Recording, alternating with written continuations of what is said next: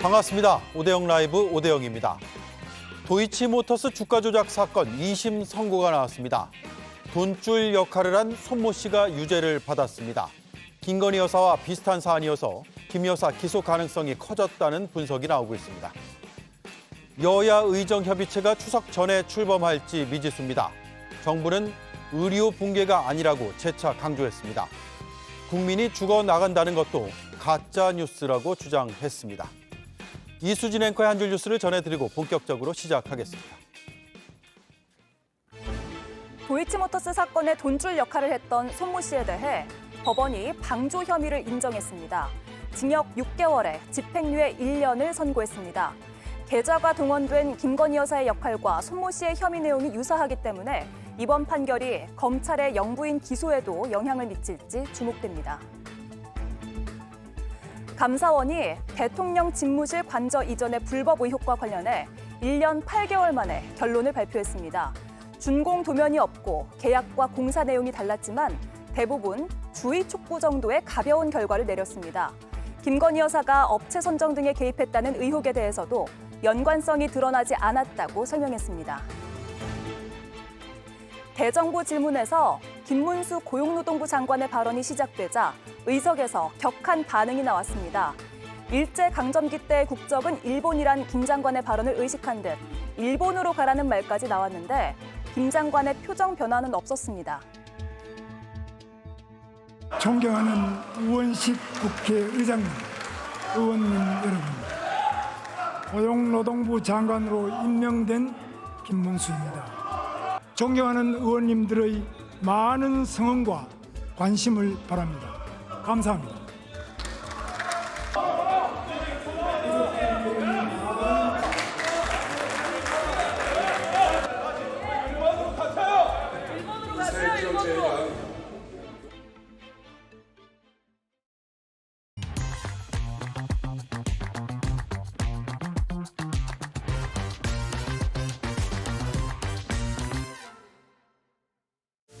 김여정 부부장 흉내 내시면서 현장 시찰을 다니고 계실 때가 아닙니다.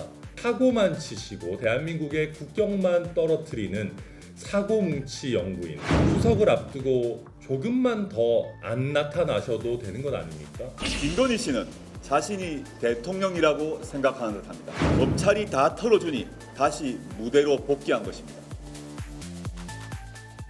용강 지구대를 방문한 김건희 여사 사진 18장에 좋은 평가가 거의 나오지 않은 듯합니다. 여권에선 좋은 취지로 간 건데 뭐가 문제냐라고 말했지만요.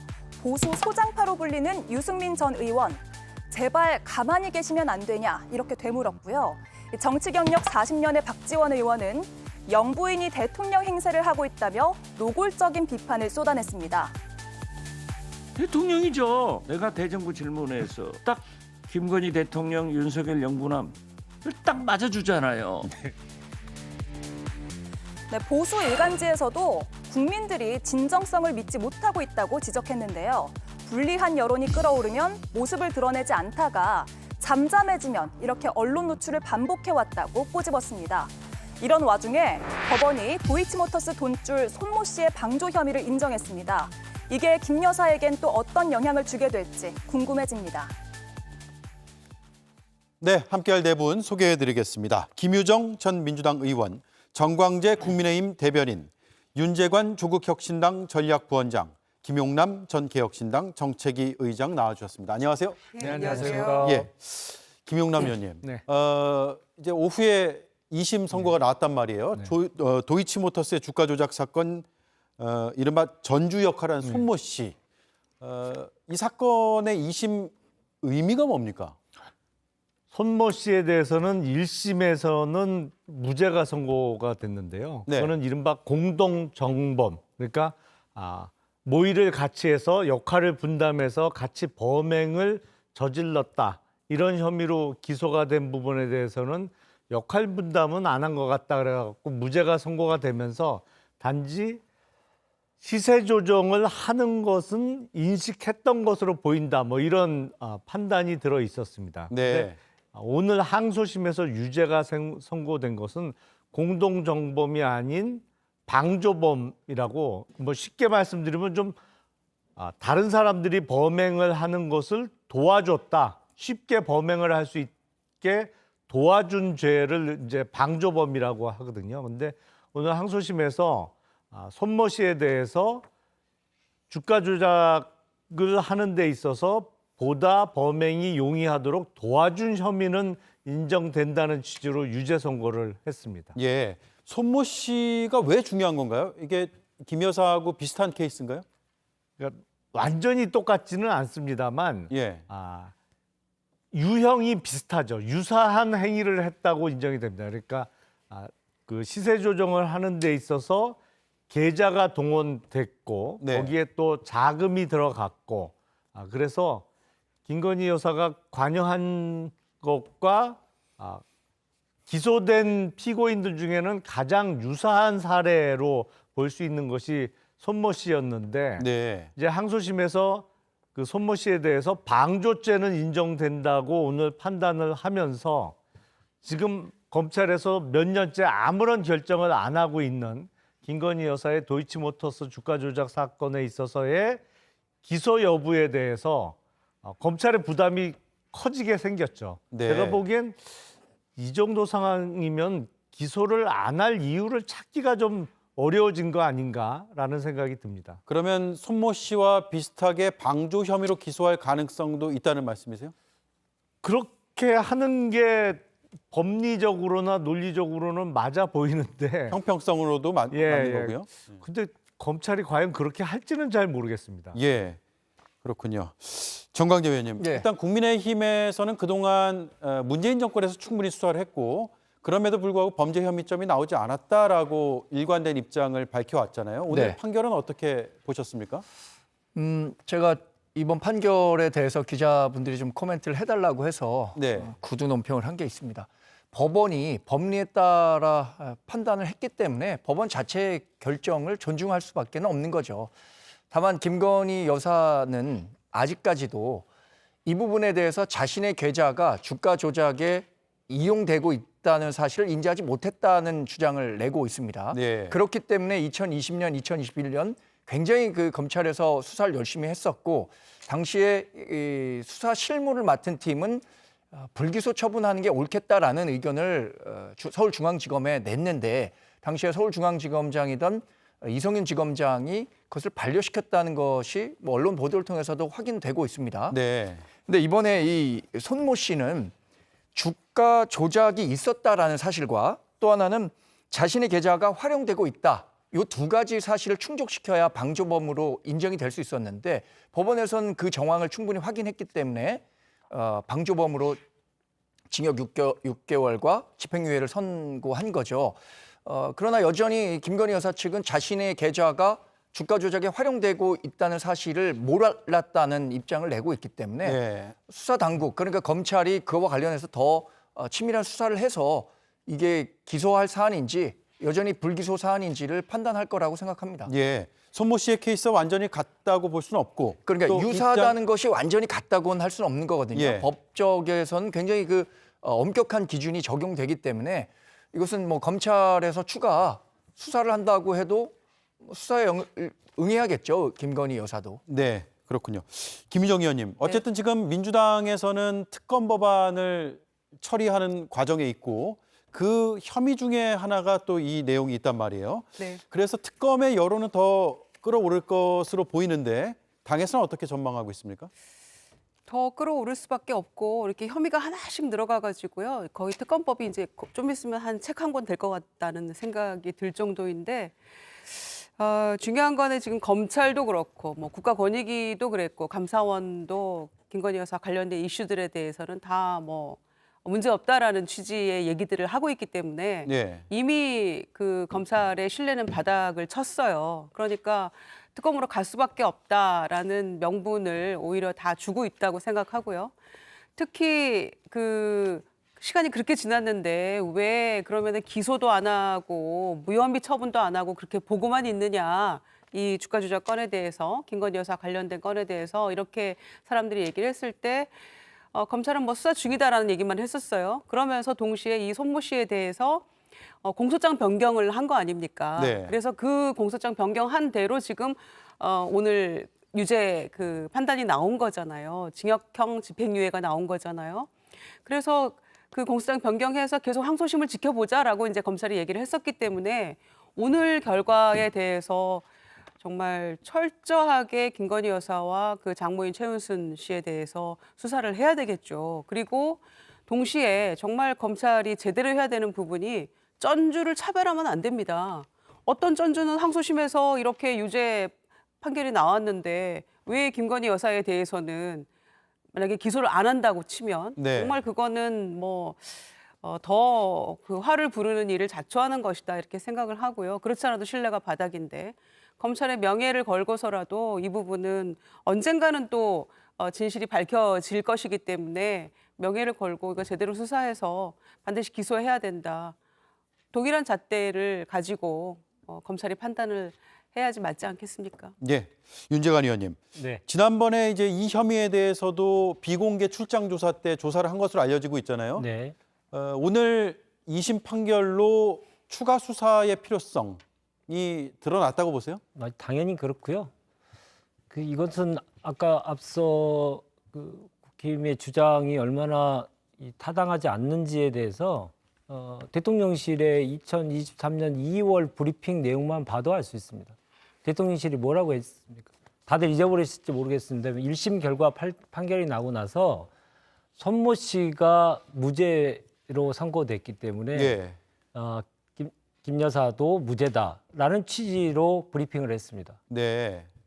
이게 뭐냐면 손모 씨와 김 여사가 똑같은 이 전주 역할을 한 사람들이기 때문에 전주가 무죄를 선고받았으니 김 여사도 당연히 무죄다.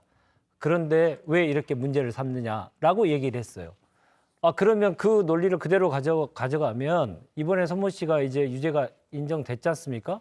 그러면 같은 전주의 역할을 했던 동일한 범행을 했던 김 여사도 김건희 여사도 당연히 유죄가 선고가 돼야 되겠죠.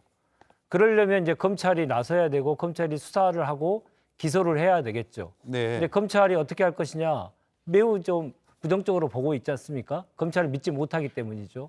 근데 만약에 이번에 검찰이 우리가 예상한 대로 기소를 하지 않는다면 검찰은 직무유기, 새로운 범법을 하게 됩니다.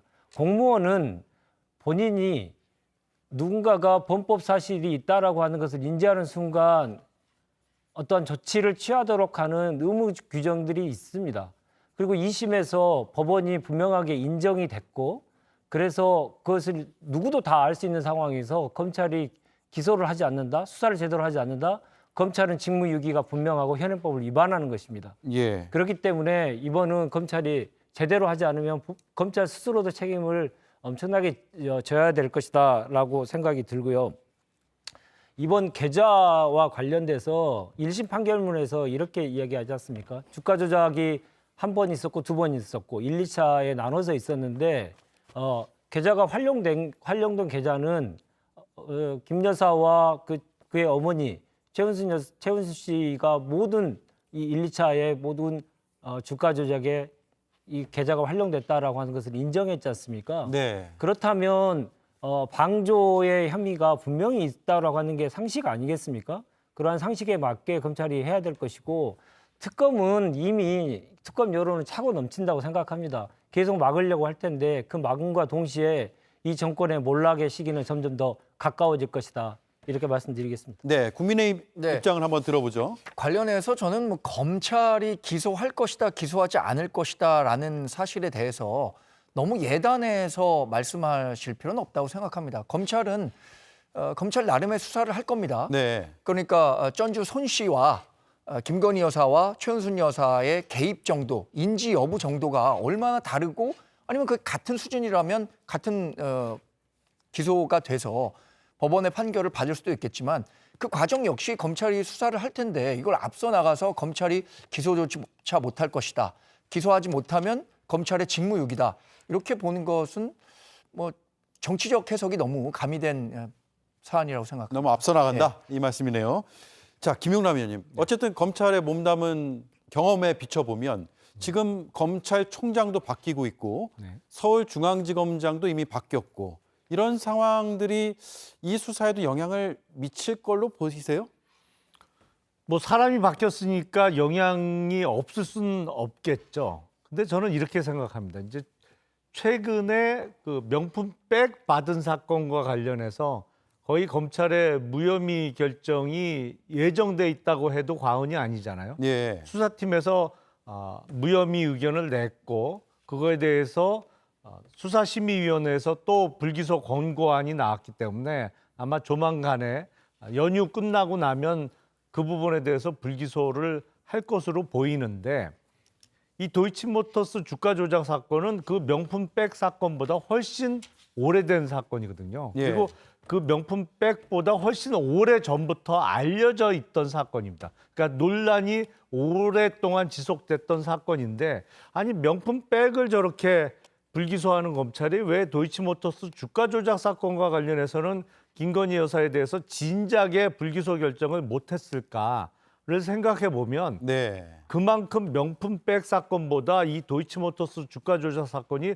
불기소 결정하기가 더 어렵기 때문이라고 생각이 됩니다. 그렇기 때문에 뭐 서울중앙검사장과 검찰총장이 바뀌더라도 뭐 기소를 할지는 잘 모르겠습니다만 불기소하기도 대단히 어려운 사건이면은 틀림없어 보입니다. 네, 검찰 내부에서도 지난번 이제 뭐 여러 가지 뭐 국회 질의나 이런 것의 답변 과정에서도 2심 판결도 봐야 된다는 취지의 입장들을 내놓았기 때문에 뭔가 상황의 변화는 충분히 일어난 것 같습니다.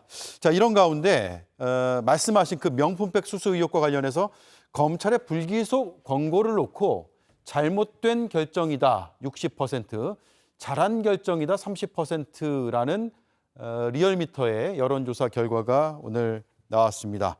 그리고 이런 와중에 오늘 오후에 대통령과 영부인이 함께 체코 순방 동행 발표도 나왔거든요.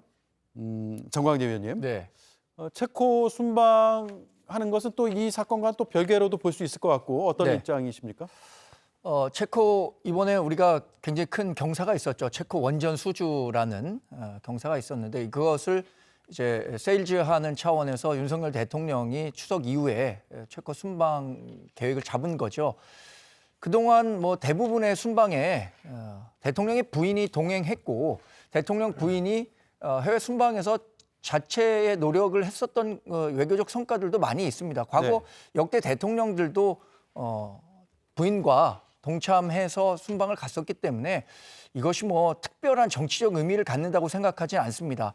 그리고 뭐 여론조사와 관련해서 말씀하셨지만 이게 법리적 판단과 여론은 조금 다른 거라고 생각이 듭니다. 이 여론이 어떻기 때문에 이 부분에 대해서 법적으로까지 책임을 져야 하는 부분은 아니니까요.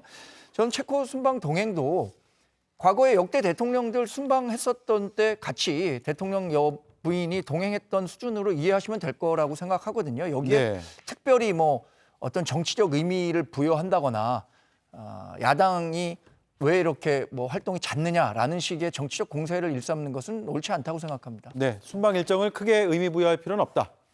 김희정 의원님. 글쎄요.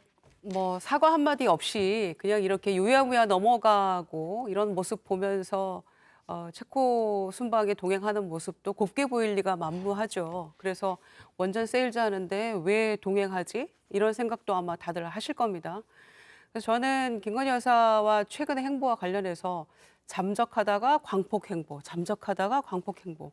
도대체 왜 이러실까? 많은 국민들이 아마 참 의아하다 이런 생각을 할 거예요. 지난번 총선 때는 또 투표도 몰래 하셨잖아요. 공개적으로 안 하고. 그러면 뭔가 본인이 마음속에 부담이 있다는 것인데 왜 대국민 사과 한 번 없이 이런 식으로 가는가? 하긴 대선 때도 뭐 사과했지만 소용은 없었죠. 그래서 근래 행보에 대해서는 딱 맞는 노래가 있어요.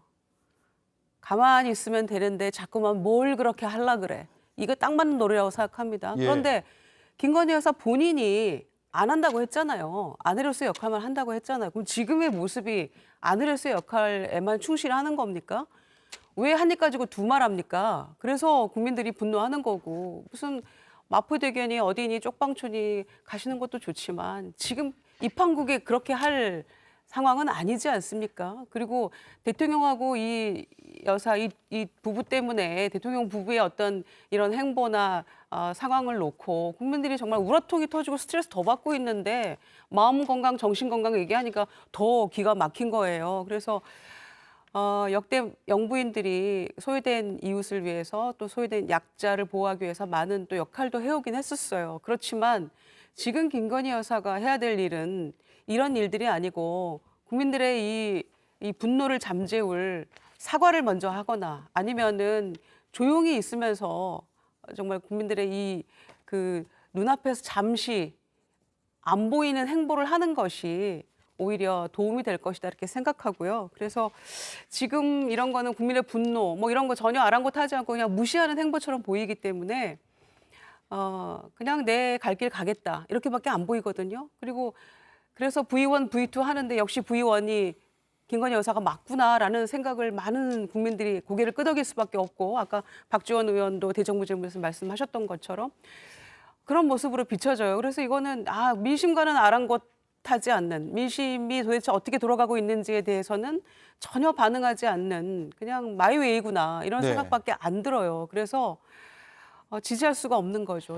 오늘 리얼미터 아까 여론조사 뭐 명품백 수수 관련 수사심의위원회 결론에 대해서 국민들이 이거 정말 말이 안 된다라고 생각하는 거 아닙니까? 다수가. 그런데 내일 갤럽 조사는 어떻게 나올지 대통령 지지율이나 이런 거에 대해서 어떻게 평가할지 정말 두고 볼 일이라고 생각합니다. 예. 영부인의 이제 그제 저녁의 일정이었잖아요. 마포대교와 함께 용강 지구대 방문한 이 일정을 두고 언론도 거의 예외 없이 지금 비판적인 입장을 나타내고 있는 것 같습니다. 그리고 국민의힘 내부에서도 유승민 의원이나 뭐 김경률 전 비상대책위원이 좀 과하지 않느냐, 가만히 좀 계시면 안 되냐 이런 입장들을 나타내고 있습니다. 정광재 의원님, 예. 이게 그런데 당의 또 전체적인 입장은 아니잖아요. 당의 전체적인 입장과는 조금 결이 다른 두 분의 목소리를 내신 것 같아요. 당에서는 사실 김건희 여사의 공개 행보, 특히 이 뭐 소외된 이웃이나 이렇게 극단적 선택을 고민하는 분들의 마음을 어루만지는 일이나 네. 이런 정도의 비정치적 행보는 할 수도 있는 것 아니냐라는 말씀들을 하시는 분들이 많죠. 저는 사실 그 김건희 여사가 과거 사인 시절에 그러니까 대통령을 만나기 전에 있었던 일이죠. 도이치 주가 조작과 관련한 이야기들은 사인 시절에 있었던 일이나 뭐 대통령 취임 이후에 명품백을 받았던 사실이나 도덕적으로 잘못된 일이라는 점들은 뭐 다들 공감하시니까 그 부분에 대해서 뭐 두둔할 마음은 전혀 없습니다. 네. 그런데 그런 것들을 감안하더라도 김건희 여사에 대한 인권 유린식의 이 지나친 정치 공세는 지양해야 한다고 생각합니다. 과거에 김정숙 여사도 뭐 이 비슷한 논란에 시달린 때도 있었죠. 그때 우리 당은 이 정도까지 김정숙 여사의 행보에 대해서 비난했었던 것 같지는 않거든요.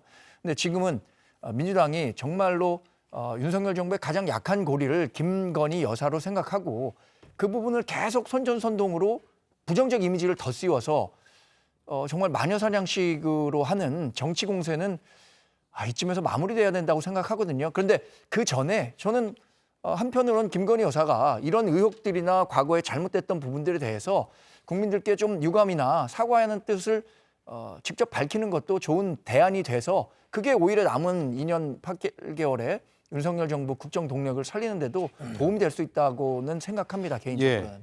대통령실에서도 조금 전에 입장이 나왔어요. 김건희 여사의 행보에 대해서 정쟁화하는 것은 상당히 부적절하다. 진정성을 봐달라고 했고요. 사회적 약자층 봉사활동 전반에 집중하겠다. 앞으로도 꾸준히 할 것이다. 이런 입장을 나타냈습니다.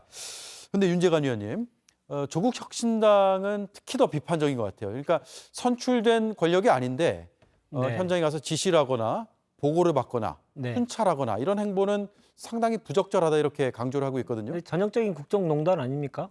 국정농단이요. 네. 예. 지금 그 행보를 하시는 건 평상시 같으면 장려해 해야 될지도 모르겠죠.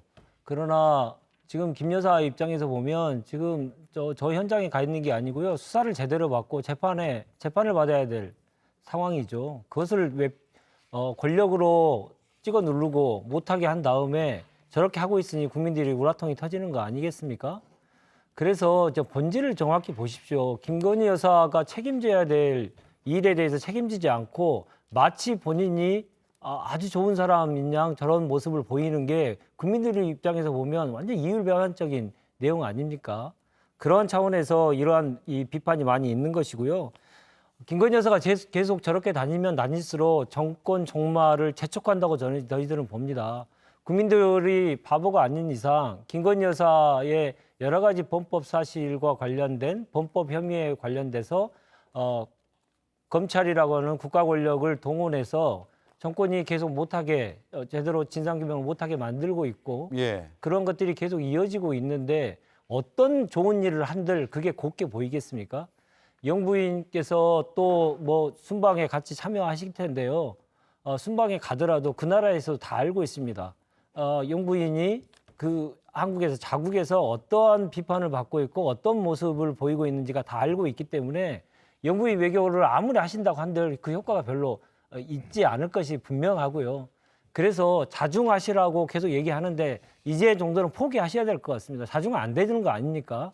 이제는 분명하게 책임을 묻고 수사를 제대로 해서 책임을 묻는 일을 가야지 된다고 생각하고 사과 이거 더 이상 바라지도 않고요. 하지도 않을 것이라고 생각합니다. 예. 그러면 영부인이어서 이런 걸 하면 안 된다가 아니라 여러 수사라든가 의혹이 있기 때문에 이런 행동이 부적절하다라는 말씀이세요. 왜냐하면 또 하나는 일각에서는 이제 지난 정부에서도 영부인 외교 같은 것들이 있었기 때문에 이 정부에서는 안 되는 거냐 이런 또 반론을 제기할 수 있거든요. 그동안 외교 현장에서도 그렇고 어제도 엊그제도 그렇고요. 이거 대통령 놀이하는 거지 않습니까? 영부인이 갖춰야 될 행동 반격의 기본적인 틀이 있는데 그 틀을 너무나 벗어난 것이 이번뿐만이 아니고 지금 임기 내내 계속 이어지고 있지 않습니까? 대통령이 국정의 중심이 아니고 국민이 직접 뽑은 대통령은 뒤로 빠지고 김건희 여사가 중심에 돼 있는 모습들을 대한민국 국민들이 한두 번 봤습니까? 외교 현장에서도 그런 것들이 여러 차례 목격이 됐지 않습니까? 예. 그래서 대통령의 외교를 오히려 영부인이 가로막고 있고 제대로 못하게 하고 있는 장본인입니다. 그래서 문제 제기를 계속하는 것이다. 그래서 본질과 지금까지 있었던 얘기를 너무 다 차치하고 아니 좋은 일을 하는데 왜 이렇게 하느냐라고만 얘기하시는데 국민들이 그걸 다 잊어버리실 것 알겠습니다. 같은데 그렇지 않습니다. 네, 김용남 의원님. 네. 이틀 전에 2일 천하 얘기하셨어요. 예. 그러니까 오늘 판결이 오늘 같은 내용으로 선고가 나온다면 그 다음 행보는 또 꼬일 수도 있겠다 이런 취지로 저는 들었는데 네. 앞으로 뭐 대통령실에서는 계속 꾸준히 할 것이다 이런 입장을 냈지만 행보가 좀 위축될 거라고 보세요? 근데 상황상 제가 이제 2일 천하의 가능성이 높다고 말씀드린 것은 이제 이틀 전에 마포대교에서 현장 지도하는 행사를 가졌고요. 또 네. 최근에 알려진 바에 의하면 추석 명절에 대통령과 영부인이 함께 인사하는 영상 촬영을 마쳤고 그게 상영이 될 거다 명절 때 그런 뉴스도 있었고 또 명절 때 다른 그 소외계층을 찾아가는 행사도 기획이 됐다고 알려졌기 때문에 이제 예. 영부인의 활동 폭이 상당히 넓어지고 적극적으로 자주 일어나는 모습이 최근에 보여졌는데 제가 생각하기에는 목요일 날 저 항소심에서 적어도 방조죄에 대해서는 유죄 선고 가능성이 높은데 그 유죄 선고가 되면 아니 비슷한 사안에 대해서 영부인에 대해서는 왜 기소가 안 되냐라는 여론이 높아질 수밖에 없고 그러면 공개 활동을 이렇게 자주 많이 하는 것이 과연 국민 여론과 계속 충돌할 수밖에 없는 상황인데 적절하겠느냐 그리고 계속 할 수 있겠느냐라는 의문에서 아마 영부인의 공개 활동이 2일 천하에 그칠 가능성도 높아 보인다는 말씀을 드렸습니다. 근데 지금 아직까지 나타난 대통령실의 반응만 보면 그냥 다르다라고 일종의 모르쇠 전략을 쓰면서 영부인의 활동이 계속 이어질 것처럼 예상은 돼요. 하지만 글쎄 점점 여론이 악화된다고 하면 과연 그게 가능하겠느냐라는 의문이 좀 들고요.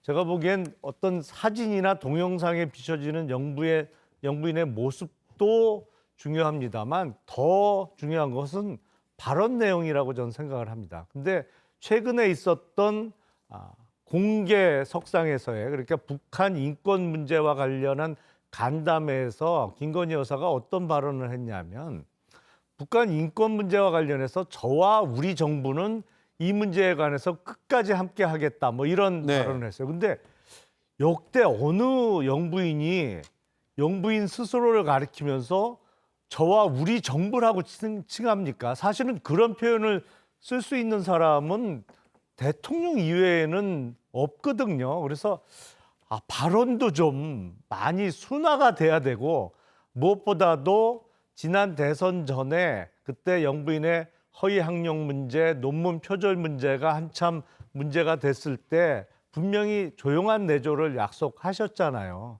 무엇보다도 약속이 지켜지는 게 중요하지 않을까 싶습니다. 예, 그렇군요.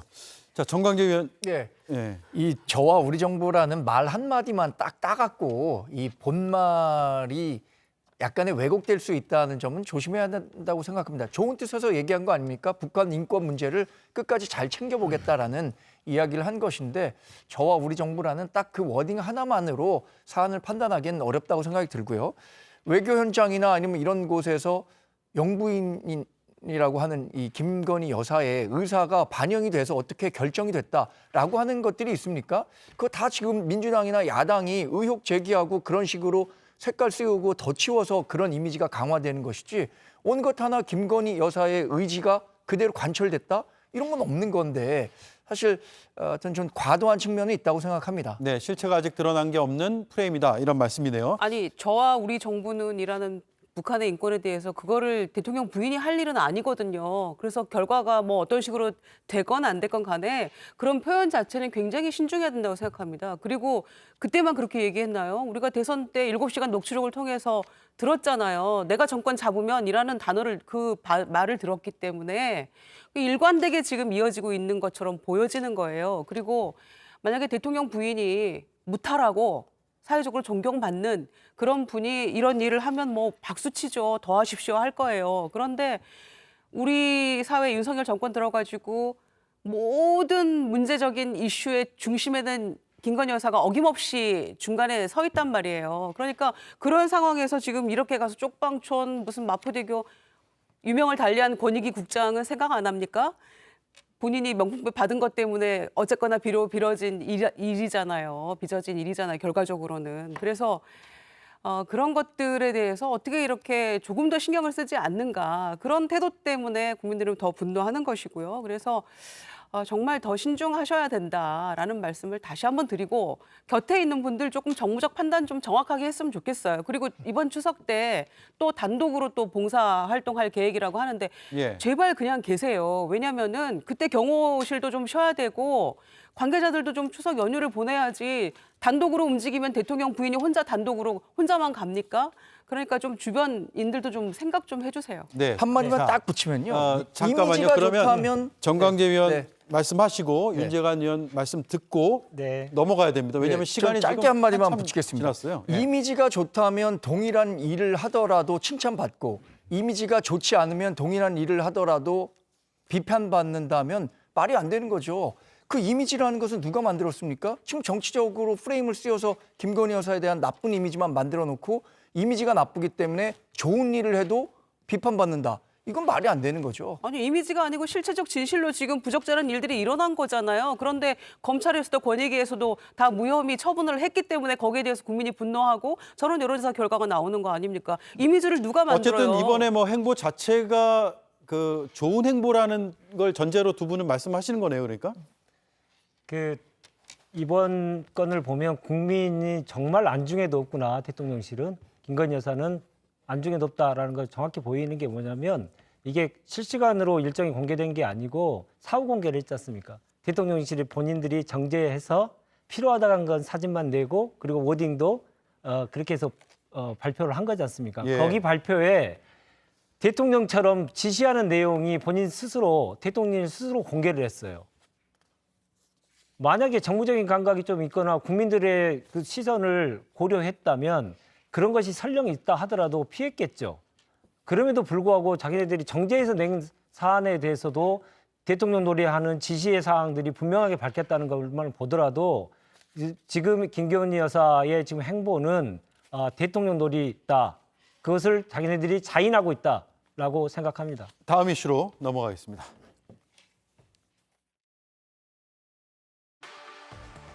장 중첩증에 걸린 아기가 응급실에 못 가서 숨지는 일이 외딴 섬도 아닌 광역시에서 반복해서 벌어졌습니다. 필수 의료와 지역 의료가 부실해져서 생긴 가슴 아픈 피해입니다. 네, 필수 의료와 지역 의료가 부실해진 건 맞는데 그게 왜 부실해졌는지에 대해선 명확히 언급하진 않았습니다. 그러면서 또다시 지금의 상황이 의료 붕괴는 아니라고 말했습니다. 그러나 일각에서 걱정하시는 것처럼 의료 붕괴를 걱정해야 하는 상황은 결코 아닙니다. 하지만 의료계가 제시하고 있는 자료는 정반대를 가리킵니다. 전의교협이 설문조사를 해봤더니 응급실 근무 의사는 900명대에서 500명대로 41%가 줄었고요. 응급실 전공의 상황은 더 암담합니다. 386명에서 33명으로 90% 넘게 빠져나갔습니다. 이런 상황 속에서 계속 붕괴가 아니라고 말하는 게 국민들에겐 유체이탈로 보이진 않을까 좀 우려가 되기도 하는데요.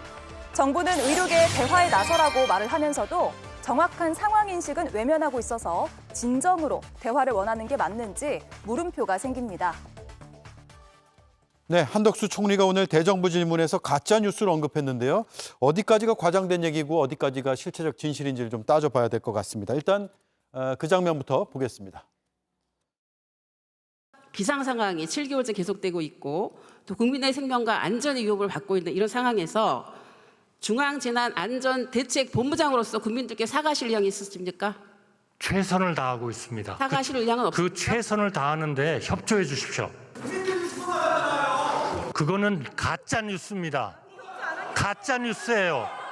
죽어나가요? 어디에 죽어나갑니까? 최선을 다하고 있습니다. 그것은 의사 선생님과 간호사들을 모욕하는 겁니다.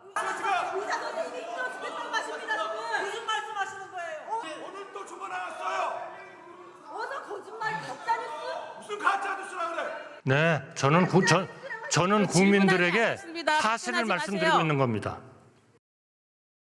네, 김유정 정광재 위원님 차례로 들어볼까요? 한덕수 총리가 그 의료 붕괴 상황 아니다, 문제 없다, 죽어나가는 거 아니다. 또 이런 얘기도 하셨더라고요. 지난 설보다 더 잘 가동되고 있다. 막 이런 얘기까지 했는데 마치 지난번 그 기자회견 때 대통령이 하신 얘기가 있죠. 우리 경제 막 살아나고 있다는 얘기. 그런데 아무도 공감하지 않았잖아요. 아무도 그거를 체감하지 못하고 있잖아요. 거의 그것과 같은 얘기라고 생각하고요.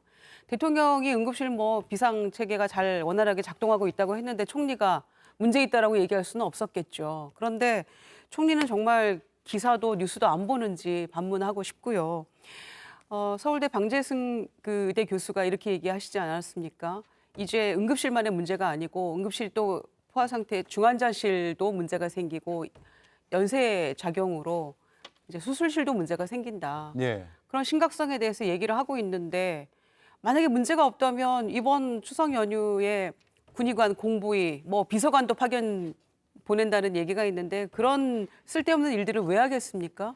군의관도 실질적 도움이 안 돼서 본인들도 힘들어하고 돌려보내기도 하고 이런다는 거 아닙니까? 그러니까 한마디로 2,000명 증원 딱 이렇게 해놓고 나서는 아무런 대책도 없었다는 거잖아요. 그냥 몰아붙이는 그런 식으로 정책을 실현하려고 했기 때문에 여러 가지 부작용이 있는 것인데 그냥 그 2,000명이라는 숫자 하나에 매몰돼서 그 이후는 아무것도 생각하지 않았기 때문에 오늘날 이런 문제가 생겼던 거죠. 그리고 여야 의정 협의체라는 것도 애초에 이 문제를 필수 의료나 지역 의료 문제를 해결하기 위해서라면은 이 협의체를 먼저 만들고 거기에서 뭔가 안을 만들고 그렇게 했어야 되는 건데 완전히 순서가 뒤바뀐 거 아닙니까? 그러니까 예. 이것도 실질적으로 문제가 되는 거고요. 그래서 한덕수 총리의 저런 현실 인식에 대해서도 정말 개탄스럽고 문제가 없다면 왜 전공의들 돌아오라고 막 그렇게 호소하고 겁박하고 이렇게 합니까? 또 전공의들은 가서 조사받고 그러고 있잖아요. 아까 보신 것처럼 정말 많은 전공의들이 떠나고 지금 그들이 돌아와야만 뭔가 조금 정상적으로 가동이 되는 것인데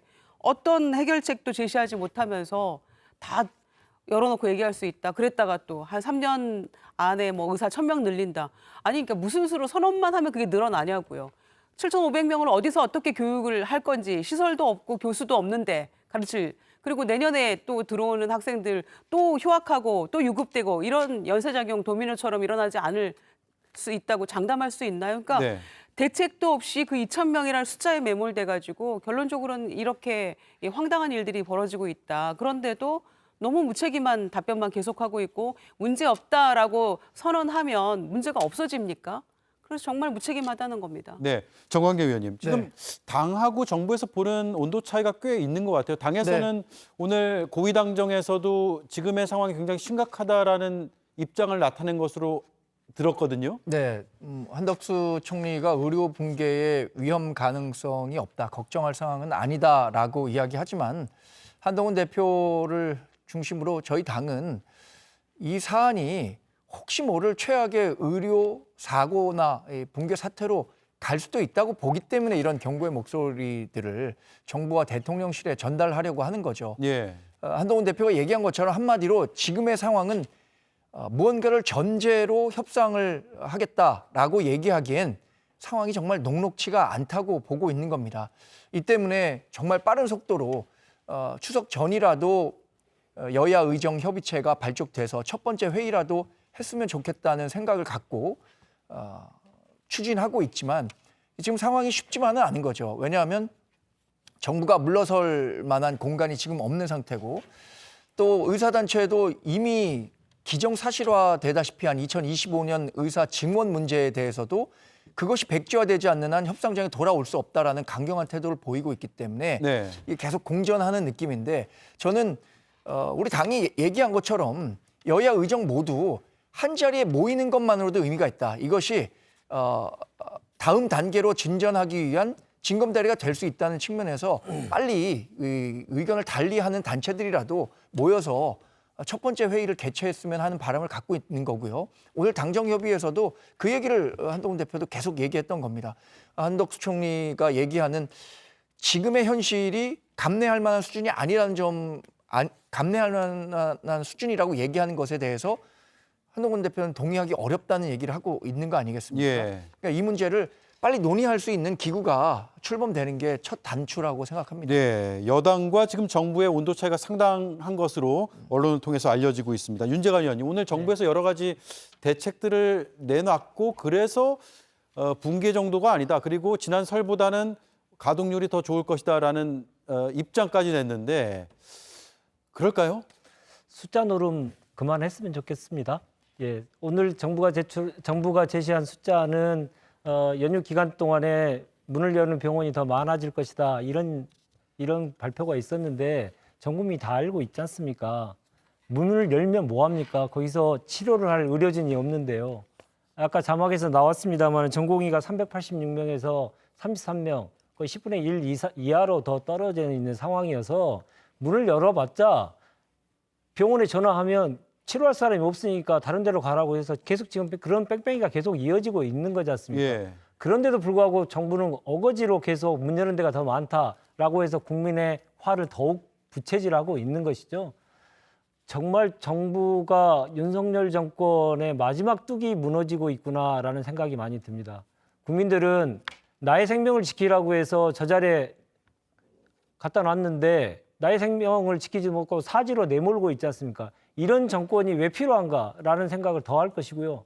현재 지금 지지율이 한 20%대에 이제 불과한데 그것이 점점 더 떨어져서 정권의 종말로 더 갈 것이다라고 생각하고 뚝은 네. 계속 무너지고 있기 때문에 여당에서도 이 정도 사안 가지고 이 정도의 지금까지의 내용 가지고 용산에다 얘기하는 정도 가지고는 같이 침몰할 것이다. 그 점을 분명하게 말씀드리고 자, 싶습니다. 마지막 질문 될 것 같습니다. 김용남 의원님.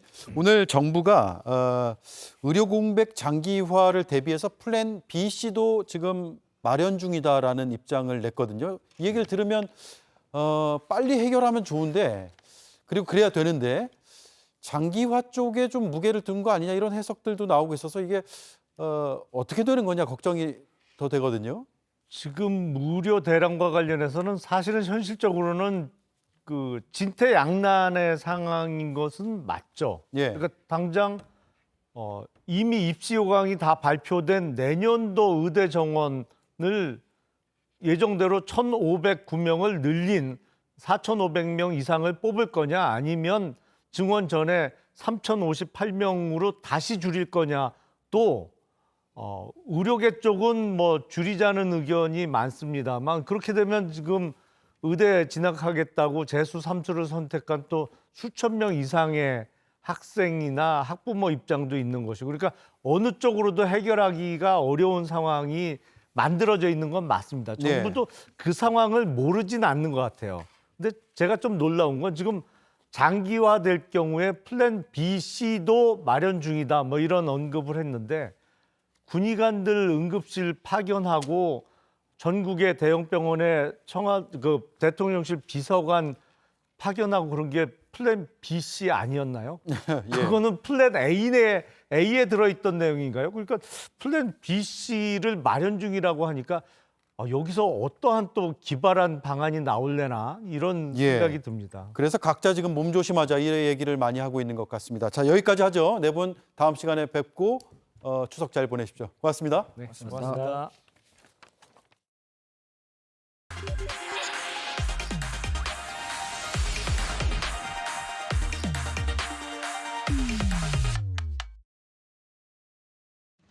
계엄 선동에 이재명 대표의 직을 걸라고 했으니 어느 쪽이 거짓인지 대통령 또는 비서실장과 안보실장과 저의 공개 토론을 수용하겠습니까? 누가 계엄을 하겠다고 합니까? 김민석 의원이 할 수 있는 겁니까? 도대체 이런 식의 황당한 얘기를 계속하는 이유가 뭔지 궁금합니다. 네, 오대영 라이브의 간판 코너 단도직입을 시작하겠습니다. 김민석 더불어민주당 수석 최고위원 나와 있습니다. 오랜만에 뵙습니다. 안녕하세요. 예, 전당대회 직전에 뵀는데 벌써 시간이 또 흘렀습니다. 네. 그 사이에 계엄령 이슈가 상당히 논란이 됐고, 국회에서 계엄 해제 요구권을 강화하는 쪽으로 법 개정을 한다는 보도까지 나왔는데, 김민석 최고위원이 이걸 준비한다라는 소문도 있던데 사실인가요? 계엄 문제를 제가 주도적으로 제기했고요. 국방위의 여러 의원님들이 함께 그 문제를 다뤄오고 있고요. 예. 그 과정에서 충암파 문제, 하나회 이후에 최초의 사조직인 충암파 문제가 중요하다라는 것이 드러났고, 또 계엄에 대해서 정부 여당과 대통령이 설정 자체가 불가능하다라고 얘기하기도 하고 전혀 그런 일은 없고 안 할 것이다 이렇게 얘기하기 때문에, 그러면은 국민이 납득할 만한 합리적인 보장 조치를 하라, 저희가 요구도 한 상황입니다. 네. 종합적인 계엄 문제에 대한 어떤 제도적 대책을 포함한 여러 가지를 어떻게 정리할 것인가 논의를 다방면으로 하고 있습니다. 네. 계엄령 준비 의혹에 대해서 근거는 이제 차차 밝히겠다라는 입장으로 제가 들었는데, 이미 많이 밝혔습니다. 이미 많이 밝히셨다고요? 네. 그러면 가장 핵심 근거는 뭐라고 지금도 생각하십니까? 가장 기본적인 논리적 근거로서의 대통령의 반국가 세력 발언, 누차에 걸친, 최근에는 그 문제가 제기되니까 반대한민국 세력이라고 또 얘기를 했는데 동일한 얘기죠. 그리고 정부 여당과 대통령실이 누차 무죄가 났다, 전혀 의미가 없다. 지난 정부에서 준비했던 거요. 계엄 문건. 예. 그리고 국회 과반수가 요구하면 무조건 해진데 무슨 소리냐라는 두 가지 반론 자체가 전혀 다 사실과 다른 가짜 뉴스라는 것도 밝혔고요. 그리고 그러면은 현재의 어떤 구체적인 정황과 근거가 뭐냐, 옛날에 계엄 대비 문건 말고. 네. 그래서 하도 그렇게 얘기해서 저희들이 최근에 여러 가지 갖고 있는 저희들의 상황 중에 하나만 공개를 우선 했죠. 경호처장 비밀 모임. 그 부분에 대해서는 현재 답 자체를 못하고 있는 상황입니다. 예. 그런데 이제 그렇게 차근차근히 제기도 하고 근거도 밝히고 있는 상황입니다. 네. 한동훈 대표는 오늘도 전혀 근거가 없다라고 이제 주장을 하고 있어서 지금 주장 대 주장이 부딪히는 상황이 계속 이어지는 것 같고, 주장과 그 근거 있는 근거 없는 반론과 근거 있는 주장이라고 봐야 되겠죠. 근거 있는 의혹 제기와 근거 없는 반론. 근거 있는 주장을 저희가 제기했고, 그 제기된 주장 중에 핵심적으로 하나를 오픈한 의혹에 대해서는 아예 답을 못하고 있고 사실 그러니까 비밀 모임, 불법 비밀 모임이거든요. 군기 문란 사건입니다. 그것에 대해서는 인정은 하면서도 사실은 자기네들이 무엇이 들킨 줄은 몰라서 자기네들이 했던 날짜 자체를 공개를 못하고 있는 난감한 상황이죠. 네. 한동훈 대표께서 외계인을 대비하는 것이냐 이런 표현을 오늘 쓰셨더라고요. 한동훈 대표가 이 검사 시절부터 정치 검사 시절부터 워딩을 조금 아는 분인데 아마도 저는 윤석열 대통령을 야당에서 외계인으로 불러주기를 바라고 쓴 것 아닌가라고 생각을 합니다. 예. 한동훈 대표의 뜻이 한동훈 대표가 아마도 동의할 것 같은데 실제로 윤석열 대통령이 외계인 같은 일들을 하고 있지 않습니까? 김문수를 임명하고 이진숙을 임명하고 김영석을 임명하고 여당 대표와 밥도 안 먹고 뭐 그거를 외계인이라고 볼 수밖에 없지 않겠습니까? 아마도 또 응급실 가봐라 아무 문제 없다. 이게 다 외계인적인 현실 인식이죠. 실제로 오늘 대한민국에서는 정상적인 대한민국의 국민이 이해할 수 없는 일들이 버젓이 일어나고 있습니다. 예. 그걸 굳이 한동훈 대표가 외계인 같은 일이다라고 비판해 주기를 사실은 원한다면 우리는 그런 외계인 같은 현실이 일어나고 있는 것에 대한 비판과 문제제기고 대비를 하는 것이다. 이렇게 말씀드리겠고요. 한동훈 대표가 원하는 대로. 한동훈 대표뿐만 아니라 제가 이 문제에 대해서 대통령실의 책임자인 안보실장과 비서실장 그리고 필요하다면 한동훈 대표까지 공개 토론할 수가 있다고 이미 말씀을 했습니다. 예. 그 이유는 대통령은 반국가 세력 발언의 당사자이자 국기문란, 군기 위반 사건을 교정해야 되는 책임자이고 군통수권자이고 안보실장과 비서실장은 이 문제에 대해서 전혀 그런 사실이 없다라고 이렇게 고위 관계자의 이름으로 부정한 분들이기 때문에 이에 대한 토론을 할 여지가 있다고 보고요. 국가적인 중요한 문제이기 때문에 안보실장은 직전 국방부 장관으로서 본인이 관련되어 있는 군기 위반 사건이 있습니다. 당연히 답해야 될 의무가 있다고 보고요. 이 문제에 대해서 답하지 않겠다고 하면서 있을 수 없는 일이라고 이미 국회에서 이야기했기 때문에 분명히 토론할 대상이라고 봅니다. 네. 한동훈 대표는 본인이 얘기한 대로 그리고 저희들이 생각하기에도 이 문제에 대한 정보를 접할 상황에 있지 않습니다. 그럼 한동훈 대표와는 토론이 성사 안 되는 거 아니에요? 그럼에도 불구하고 예. 본인이 첫째는 이 문제에 대한 정보를 공유해달라고 공개적으로 요청했고 오늘은 외계인 같은 얘기라고 하면서 한번 드러나 보자라고 했고 그리고 이 문제에 대해서 그래도 여당 대표로서 문제를 제기했기 때문에 저는 이 문제에 대해서 한동훈 대표는 아까 말씀드린 대통령실의 대통령을 포함한 세 분 외에 한동훈 대표와는 이야기할 수 있다. 네. 게다가 본인이 금투세 문제 같은 경우에는 이미 소위 직급으로서 당대표가 아닌 원내대표를 포함한 분과 누구와도 이야기할 수 있다고 이야기했고 아까도 말씀드렸지만 정보를 공유해달라. 그리고 오늘도 제 이름을 거명하시면서 드러나보자 이렇게 하셨기 때문에 네. 필요하면 얼마든지 직접 공개적으로 본인이 선호하시는 생중계를 통해서 정보도 공유하고 지금까지 저희들이 안 밝힌 것 중에 하나 정도는 공유해드리고 이 문제에 대해서 토론할 용의가 있다. 여당의 뭐 어떤 최고위원께서 이 문제에 대해서 본인이 나서겠다 이런 말씀을 하셨는데 그건 거절하셨죠? 그거는 거절이 아니라 일단 해당하는 분이 아니고 예. 뭐 그 문제를 이게 장난이 아니기 때문에 말싸움을 하기 위한 일이 아니기 때문에 적절치 않고 더구나 해당 그 분은 5.18 막말을 한 분이어서 뭐 이런 사안에 전혀 어울리지 않는다고 봅니다. 네. 그러면 다시 한번 이 자리를 통해서 한동훈 대표에게도 토론을 제안했다고 봐도 되겠죠? 이미 제안했었고 예. 한동훈 대표 본인이 정보를 공유해달라고 하고 외계인 같은 얘기냐 드러나보자라고 하셨기 때문에 네. 또 이런 토론을 선호하는 분이기 때문에 저는 얼마든지 이 문제가 국가중대사이기 때문에 말할 수 있다. 예. 대정부 질문에서 장경태 의원이 제기한 의혹이 하나 더 있습니다. 이것도 근거가 있느냐 여부에 대한 상당한 이제 궁금증이 있는 내용인데 지난 8월 24일 당시에는 이제 부천 호텔 화재 장례식 기간이었습니다. 그 당시에 대통령 부부가 군 골프장을 이용했다라는 게 이제 장경태 의원이 여러 제보를 통해서 확인한 내용이다라고 이제 주장한 내용인데 근거를 들어보신 게 있으세요?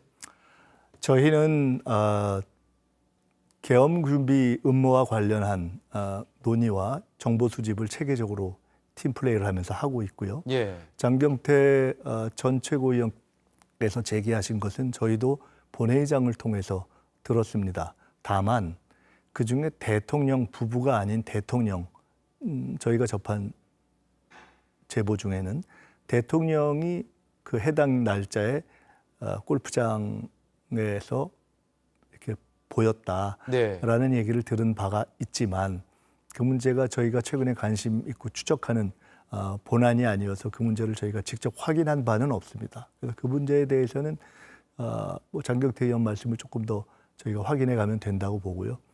통상 이런 사안은 제가 국방위에서 지금 안보실장이 되신 전 신원식 장관에게도 물었는데 당시 합참작전본부장 2017년에 합참작전본부장이었는데 2017년 계엄대비문건을 몰랐다는 것을 확인했습니다. 너무 자연스럽죠. 네. 지금 저희들이 확인하고 다루고 있는 각종 제보와 여러 가지 정황도 저희 당내에서는 사실은 아주 극소수만 불가피하게 다루고 있어서 최근에 민주당 의원들 내지는 민주당의 이제 과거 원로들 가운데도 그분들에게 여쭤봐서 그분들이 모른다라는 이유로 이게 근거가 있느냐라고 일부 언론에서 얘기하거나 이렇게 기사를 만드는 경우가 있는데 그거는 사안의 성격을 전혀 이해하지 못한 일이다 이렇게 봅니다. 예. 민주당에서 김건희 여사 특검법 발의를 했고 이제 법사위 통과도 됐죠. 그래서 오늘 이걸 본회의에서 처리한 게 아니냐 이런 전망들도 나왔는데 되진 않았습니다. 우원식 국회의장에 대한 비판 여론도 당 지지자층에서는 나오는 걸로 알고 있는데 지도부에서는 어떻게 판단하고 계세요? 당에서 많은 논의를 하고 판단을 해서 법사위에서 어렵게 통과시킨 법을 국회의장께서 지금은 의료 대란에 집중해야 할 때이라는 이유로 그리고 이번에는 미루지만 일주일 후에 다 처리할 수 있도록 그렇게 조정하자라는 뜻으로 조정한 것으로 들었습니다. 네. 종합하면 과정과 이런 것은 아쉬움이 있고 꼭 올바르다고 판단하지는 않지만 그러나 그렇게 늦춰진 것이 일주일 늦춰져서 어차피 할 일이기 때문에 대세의 지장은 없고 어차피 진행돼야 될 일이다. 그러니까 과정은 잘못되었고 의장께서 그렇게 처리하는 것에 저희는 동의하지 않지만 그러나 이 문제는 그렇게 이해하고 있는 선으로 일단은 원래 취지를 진행해 가겠다 이렇게 말씀드리겠습니다. 네, 오늘 오후에 도이치모터스 주가 조작 사건 2심 판결이 있었습니다. 이른바 쩐주로 불리는 손모 씨의 방조 혐의가 유죄 선고가 됐잖아요. 김건희 여사 수사에 어떤 영향 미칠 거라고 보세요? 국민의힘 관계자들이나 그쪽에서 김건희 여사를 방어하는 측에서 그전에 그 관계됐던 이번에 유죄가 난 분, 그분이 1심에서 무죄가 났으니 그 계좌를 빌려준 것으로 되어 있는 그러니까 모를 수 없는 관계에 있는 김건희 여사도 무죄다 이렇게 했기 때문에 그 논리를 그대로 적용하면 이번에 유죄를 통해서 김건희 여사가 유죄다라는 것이 2심으로 확정됐다고 봅니다. 대법원까지 가야 되겠지만요. 예. 그렇기 때문에 사안 자체만 냉정하고 객관적으로 본다면 이 사안에 관련해서는 김건희 여사를 이제는 다시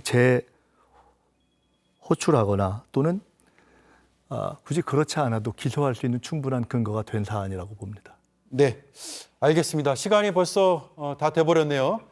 추석 잘 보내시고 다음번에 또 찾아뵙죠. 여러 시청자들의 질문도 제가 모아서 인터뷰를 한 번 더 드리겠습니다. 고맙습니다. 감사합니다. 네, 지금까지 김민석 더불어민주당 수석 최고위원이었습니다.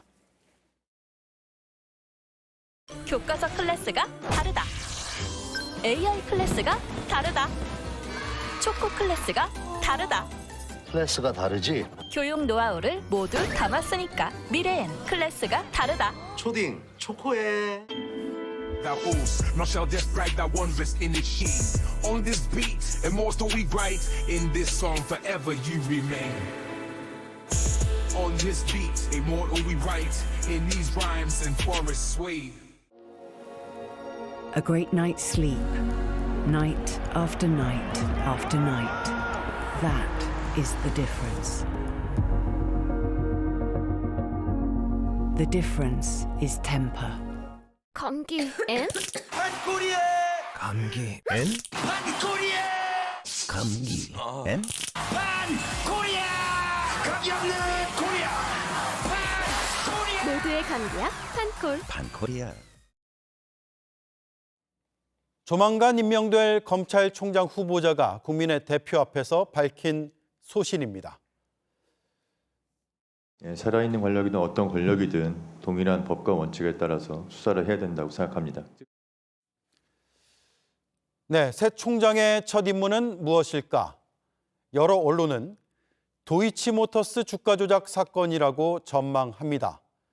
때마침 오늘 서울 고등법원은 이 사건에 연루된 돈줄 손모 씨에게 유죄를 선고했습니다. 김건희 여사와 거의 같은 유형의 사건입니다.